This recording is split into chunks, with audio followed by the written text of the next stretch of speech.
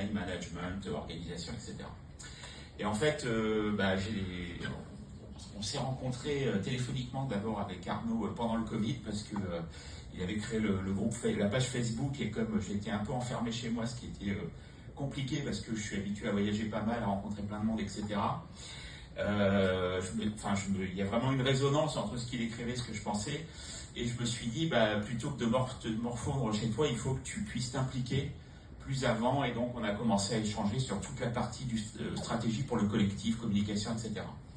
Voilà. Et donc, je suis rentré en 2020 dans le collectif et j'ai découvert petit à petit l'organisation du système de santé.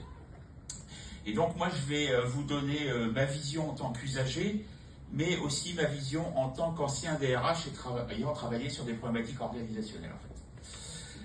Alors, en tant qu'usager, clairement, pourtant j'habite Toulouse, donc une ville qui est plutôt bien dotée sur le plan médical, mais la dégradation, elle est vraiment visible de façon factuelle. Je prends un exemple, mon fils qui est quand même assez remuant, il est TDAH, donc il bouge pas mal. En fait, suspicion de fracture du coude un dimanche. Et là, en fait, on appelle la régulation, on dit est-ce qu'on peut aller à Paul de Villiers quand même pour aller passer une radio, etc. aux urgences, et il nous dit non, on n'a personne.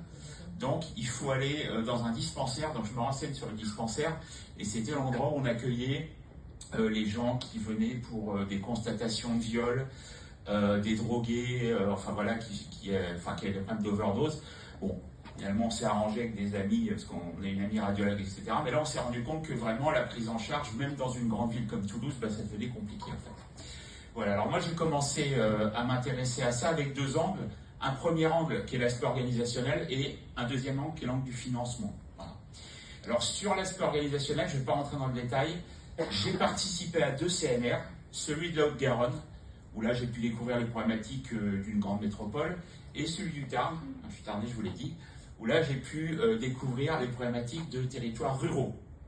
Et mon constat, donc j'ai essayé de comprendre l'organisation, j'ai vu qu'il y avait à peu près 11 strates qui géraient la relation patient-soignant dans un département, et en fait ce que j'ai compris, c'est que ça ne pouvait absolument pas marcher. Alors ce que je veux dire, c'est que aujourd'hui, la gouvernance du système de santé est complètement dysfonctionnelle, en fait, selon mon expérience d'organisation. Voilà. Pour plusieurs raisons, de carriérisme politique, de complexité, etc. Voilà. Et je pense, alors j'ai entendu que on avait M. Jomier dans la salle a priori, je pense que sans une modification complète de cette gouvernance, on n'arrivera à rien. Voilà. C'est-à-dire que tout ce qui va pouvoir être fait, je prends un exemple. Le Ségur de la santé, on a injecté, alors les évaluations varient, mais disons 7 milliards dans le système, très bien. Mais imaginez que vous ayez une boulangerie et que sur chaque baguette que vous vendez, vous perdez 20 centimes, et vous pouvez subventionner autant que vous voulez, ça ne marchera pas en fait. Voilà, donc cette modification de la gouvernance et du système de financement est pour moi quelque chose qui est fondamental. Et quand je dis du système de financement, en tant qu'ancien DRH, je me suis quand même un peu intéressé au système de la Sécu, et pour moi aujourd'hui, la Sécu a perdu son côté paritaire. C'est-à-dire que c'est un organisme qui est aujourd'hui, tel que je le vois en termes de gouvernance, sous la tutelle du ministère de la Santé, mais qui n'est plus un organisme qui est chargé, je dirais, de façon orientée vers l'intérêt général, de gérer les cotisations et de voir comment on peut financer la santé en France. Voilà. Et donc pour moi, ces deux aspects de gouvernance et de financement sont fondamentaux. Et si on veut vraiment retrouver un système de santé digne de ce nom, il faudra vraiment adresser ces deux problèmes. Voilà. Et dernier point, puisque d'après ce que j'ai compris, on est un des rares collectifs à intégrer des usagers. Moi, je pourrais je ne pourrais que vous encourager, même dans des syndicats, à intégrer des usagers, à choisir des compétences particulières dont vous pouvez avoir besoin, parce que je pense que, et ça c'est vraiment le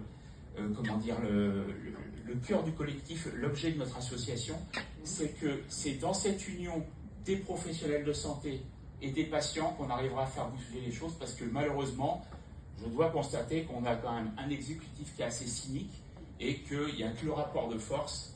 J'en avais discuté d'ailleurs avec François Braun quand on s'était rencontrés à Montauban avec l'invitation de Jean-François. Il n'y a que le rapport de force qui fait bouger les choses. Voilà, je vous remercie.